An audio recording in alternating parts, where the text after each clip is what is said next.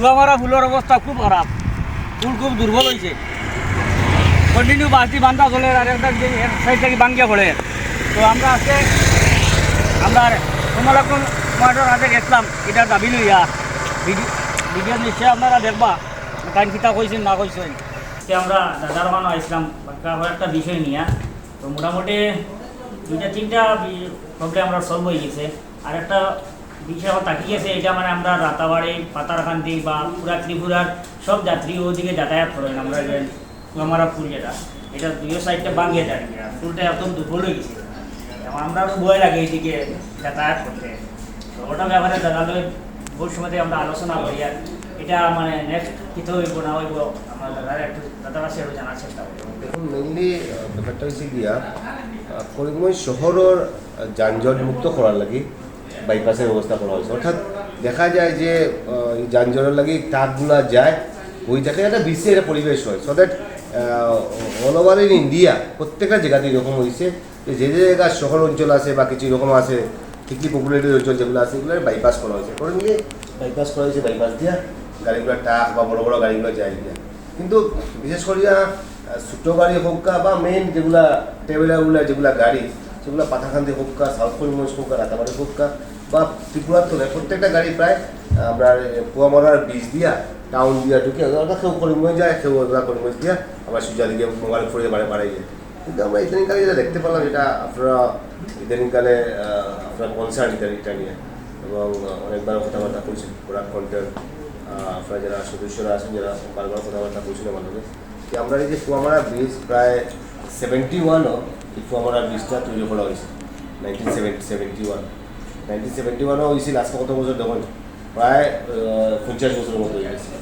তো প্রত্যেকটা ব্রিজের হোক্কা প্রত্যেকটা জিনিসের একটা লংজিভিটি একটা থাকে একটা। তো সেই সুবাদে ব্রিজের অবস্থা একটা খারাপ হয়ে গেছে।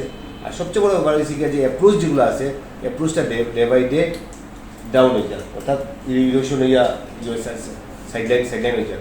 অর্থাৎ আমি মনে করি এই সময়ে যদি আবার বিকল্প ব্রিজের লাগে যদি আমরা তৎপরতা সালানি স্টার্ট না করি যদি ভয়ঙ্কর রূপ ধারণ করবো। ইতিমধ্যে আমি আগেও লিখিতভাবে আমি জানাইছি এবং এবারও আমি এটা জানাইনি, আমি বিশেষ করে আসাম সরকারের কাছে জানাইনি। যেহেতু বাইপাস হয়ে গেছে গিয়া কেন্দ্রীয় সরকারের হয়তো বা এনএইচগুলা এদিকে বাইপাস হয়ে গেছে, অর্থাৎ এই জায়গাটা লাগে যে সেন্ট্রাল গভর্নমেন্ট এইভাবে দৃষ্টি দেন না যখন দেওয়া উচিত। বিকজ অফ দ্যাট এই জায়গাটা এখন আর সেন্ট্রাল গভর্নমেন্টের আওতার মধ্যে রইল না এবং এই জায়গাটা স্টেট গভর্নমেন্টে দেওয়ার লাগে হয়তো বা বিভাগের তরফ থেকে অনেক লেখালেখি ইতিমধ্যে করা হয়েছে এবং লিখিতভাবে অনেক পত্র দেওয়া হয়েছে, কিন্তু স্টেট গভর্নমেন্ট এটার উপরে গুরুত্ব দেন না।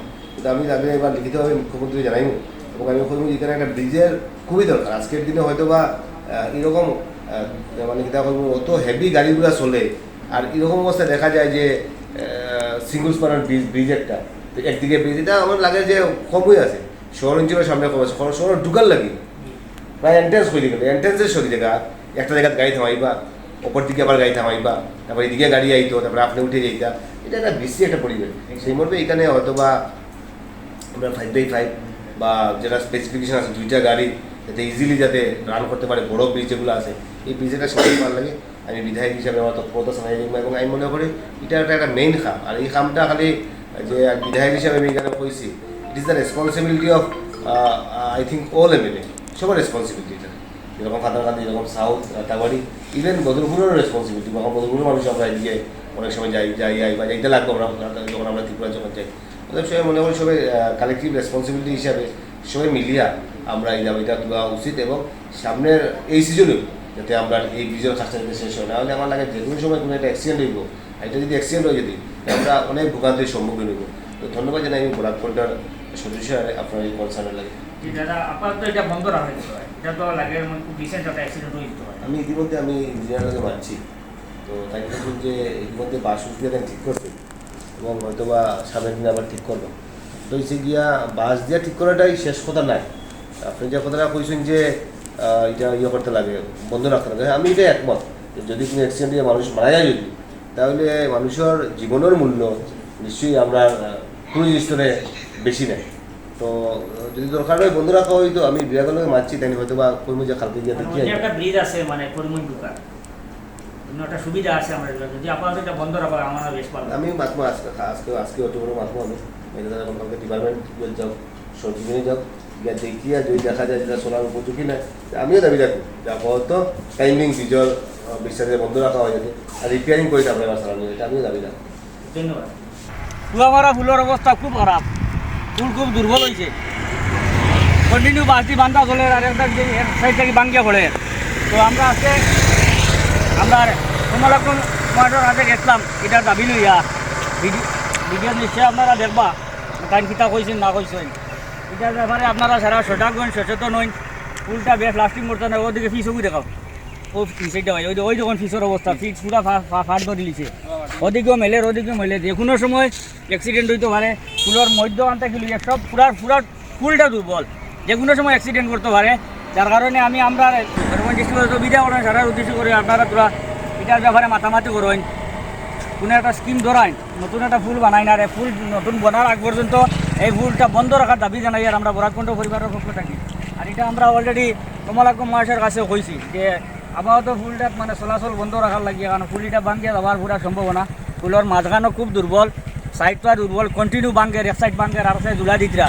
কোন সময় কোন অঘটন ঘটবার, বড় গাড়ি যেগুলো চালাইন ড্রাইভার এদিকে বেশ যাতায়াত করবা না, নতুন ব্রিজ ওঠা বা যাওয়া করবা। আর আপনারা যেগুলো ছোটো গাড়ি নিয়ে যাতায়াত করেন একটু সতর্কতার সহিত যাতায়াত করবা। রাস্তার কন্ডিশন খুব খারাপ, দুই সাইড মানে গাত হয়ে গেছে আর মিডিল ওরকম উঁচু হয়েছে। তো আপনারা খুব কেয়ারফুলি গাড়ি ড্রাইভ করবা। তো ওখানেও ফিসে আর এখানেও আমরা দেখাইমো, এখানেও মানে রোডের এক সাইড পুরো বাঙ্গিয়ে গেছে গিয়া, এই সাইডও দুই সাইডও ওই দেখুন বস্তা দিয়া মোটামুটি একটা সেফটি দেওয়া হয়েছে। তো আপনারা সতর্কতার সহিত মানে আপনারা এখানেও আইবা। ধন্যবাদ সবাই।